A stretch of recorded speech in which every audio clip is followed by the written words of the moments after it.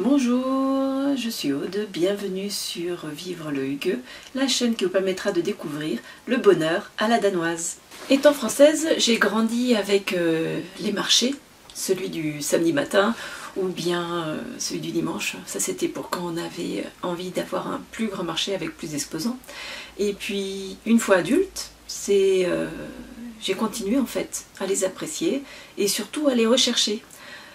C'était dans toutes les villes dans lesquelles j'ai habité, et puis même celles où je suis allée en vacances, j'ai toujours fait l'effort de chercher, d'aller visiter les marchés.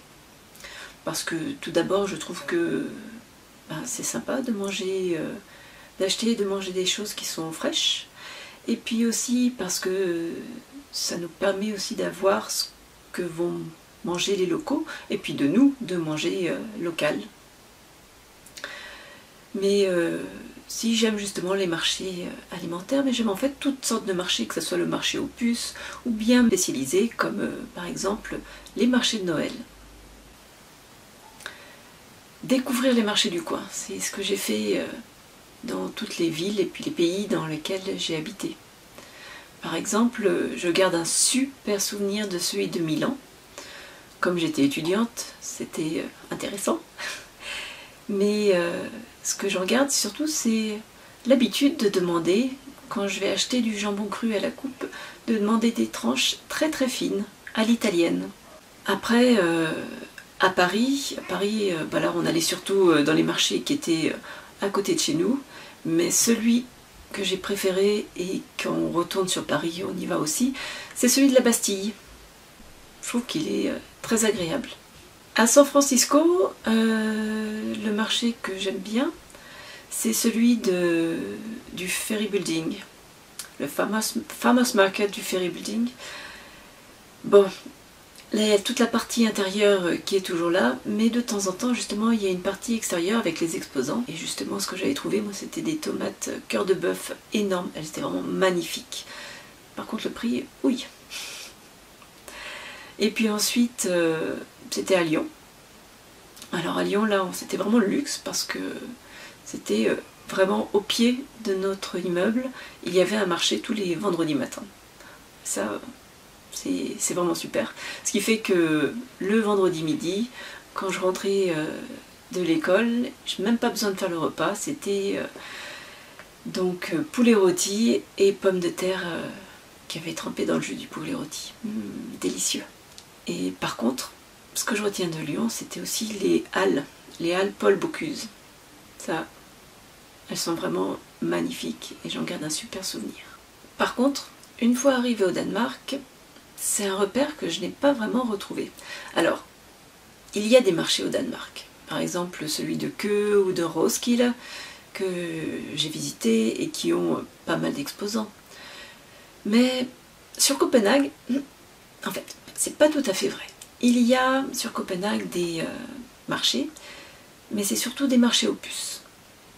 Par exemple, celui de Frederiksberg, où on va souvent des fois le samedi matin, et où j'ai flâné plein de fois pour chercher des Playmobil par exemple. Il y a aussi les food markets, qui sont plutôt des marchés avec plein de stands de vente à emporter. Et c'est donc il y a des endroits pour s'asseoir et puis on peut aussi acheter à manger, s'asseoir, consommer, passer un bon moment. Mention spéciale à celui de Reffen, qui est au bord de l'eau, qui par rapport vraiment au centre de Copenhague est un petit peu excentré. Il est super agréable et puis il y a vraiment beaucoup de choix. Mais les marchés alimentaires, c'est une autre histoire, ou plutôt c'était une autre histoire. Quand nous nous sommes installés au Danemark en 2011, les halles de Copenhague venaient juste d'ouvrir. Torvhallen. Torvhallen, c'est un petit peu comme les halles à Lyon. On peut y trouver des primeurs, des poissonniers, bouchers, bref, plein de choses. On peut y manger des smørrebrød, qui sont une des spécialités danoises, mais on peut aussi y trouver des sushis, des tapas, des frikadelles, au fisk frikadelle, pour la version avec le poisson. C'est d'ailleurs l'endroit où moi je vais régulièrement quand j'ai envie de manger du bon fromage, parce qu'il y a une boutique française qui vend de la charcuterie, du fromage, qui s'appelle Ma Poule. Et puis pour allier avec le côté bien français, cliché, ils ont tous des bérets.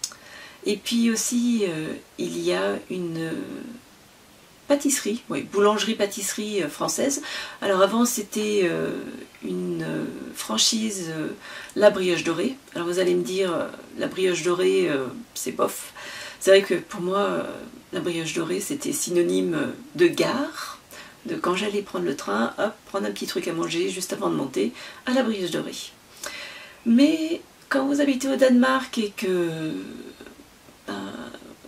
la brioche dorée, c'est le seul endroit où vous pouvez trouver des éclairs au café, ça devient presque du luxe.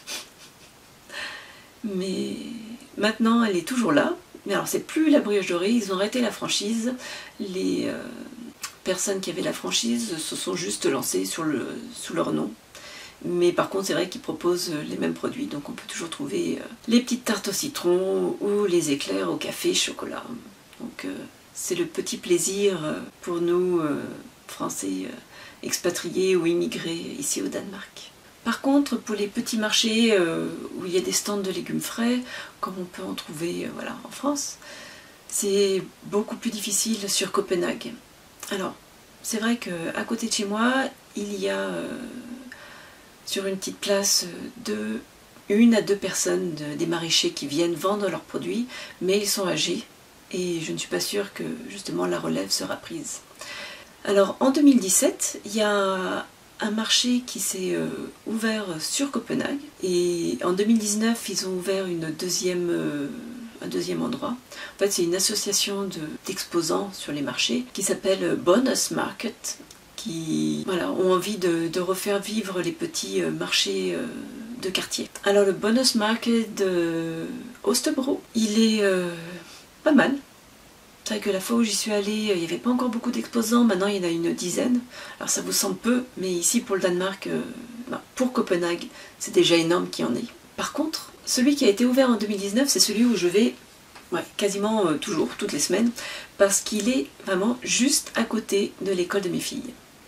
Il est à Frederiksberg. Et d'ailleurs, si vous me suivez sur ma page Instagram, vous avez déjà pu voir des photos parce que j'aime bien en partager l'ambiance. Lors de sa création, il y avait une dizaine d'exposants, mais depuis, ça va en se rétrécissant et vendredi dernier, quand j'y suis allée, il n'y avait que 4 exposants. Et donc c'est un petit peu déprimant. C'est un peu triste qu'il n'y ait plus que 4 exposants. Alors, je croise vraiment les doigts pour que ça tienne, que le marché continue à être là, parce que c'est une de mes petites routines et que j'aime bien y aller. Voilà, c'est tout pour les marchés, pour mon avis sur les marchés de Copenhague. Alors, c'est vrai que j'ai l'impression que les Danois, ils ont un peu oublié ce que c'était les marchés, mais que en allant en vacances en France, en Italie, en Espagne, ça leur a donné envie de refaire venir les marchés. Alors ça a peut-être un petit peu de mal à décrocher, mais vu quand je regarde celui d'Osterbro qui marche pas mal, il faut espérer que les prochains se développeront aussi bien. Et puis pour moi, c'est vrai que les marchés, je trouve ça... C'est une ambiance que j'aime bien. Je trouve que c'est vivant, ça sent bon, c'est un peu la vie. Et puis il y a ce petit quelque chose de hugueux. Voilà. Hi hi.